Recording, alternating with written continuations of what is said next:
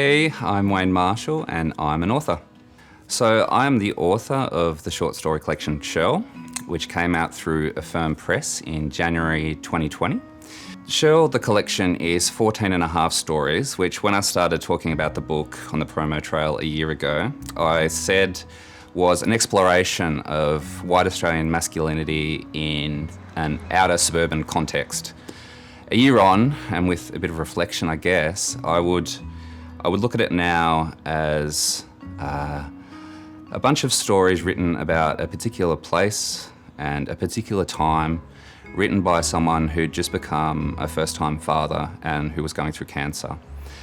And there are a lot of fantastical elements in the book. There's a mermaid, there's a yowie, there's an intergalactic band of drug-pushing vampires. Yeah, I kind of say it a little bit differently now than I did, but there is some fun and light stories in there, and there are also some more serious things. So there's a story about my experience with cancer. There's a story which I wrote really late in the piece about kind of fictionalised account of my parents breaking up.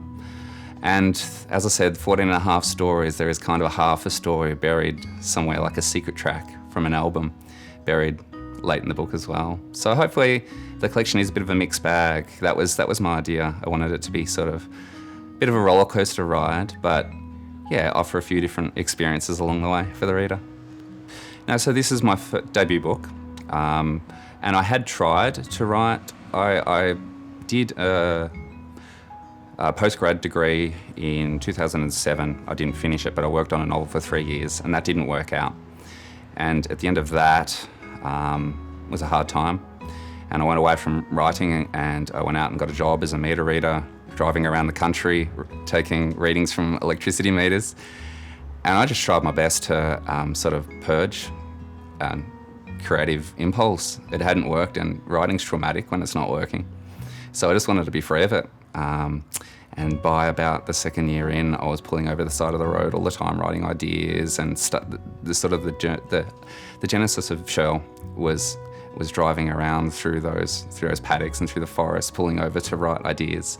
And then a year later, in 2012, my daughter was born, and 3 months after that, I was diagnosed with cancer. So a lot of tumultuous things going on, and they were the springboard for just this desire to get back into writing, but I didn't look at it in the way that I might have when I was doing it in a university context. It was just for me. I had no idea that the stories would be published, no want for the stories to be published, and I just wanted to have fun. Like, I'd always wanted to do that with the writing, but there's just not a lot of writing. Humorous writing is quite rare, and it feels everything, it's very serious. The whole lit scene is quite serious at times, so I sort of felt like, well, that's what you have to do.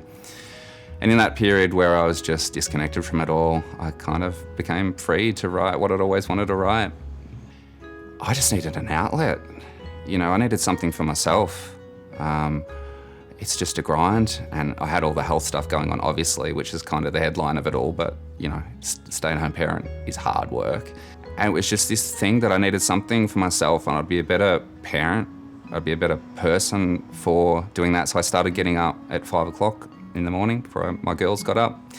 Something I can't do now. I'm 2 years older and I can't do it anymore.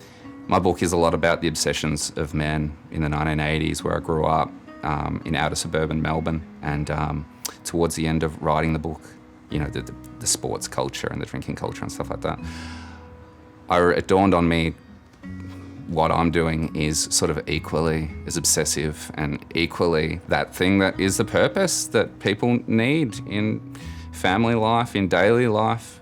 My youngest daughter has just started school, and I've been looking forward to the day that happened to be a full-time writer for 3 or 4 years. And within about 2 weeks before it started, I was so anxious and full of dread that now I suddenly had all this time, whereas before it was the restrictions in time. That really, there's something to be said about having less time, because there's just no time for procrastination or doubt. You just have to work. And so my daughter went off to school a few weeks ago to prep, and it was scary, but I found my feet.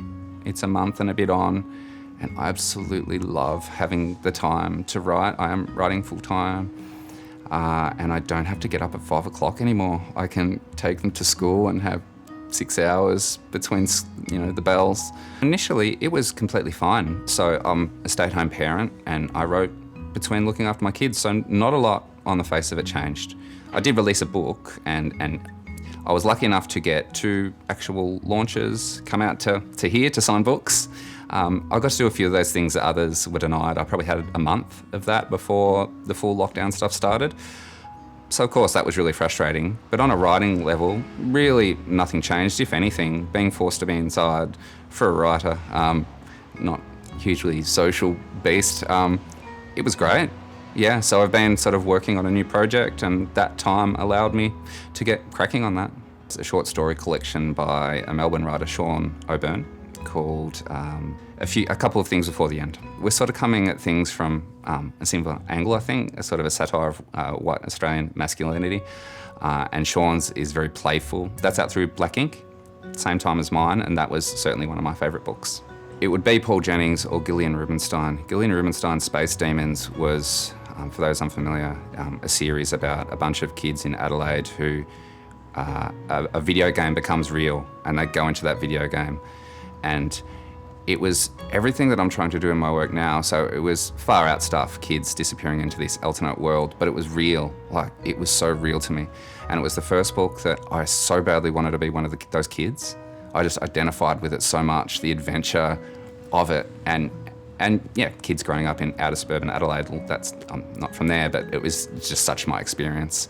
And the Paul Jennings stories would be the other ones. Every story has some sort of fantastical event that happens in it. They're just stories that, they're going somewhere. There are twists galore.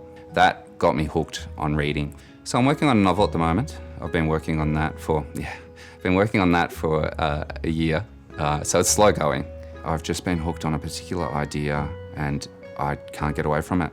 And hopefully now, writing full time, there'll be some serious progress, and I'll have some news to report down the track. Thank you so much for inviting me. Thank you.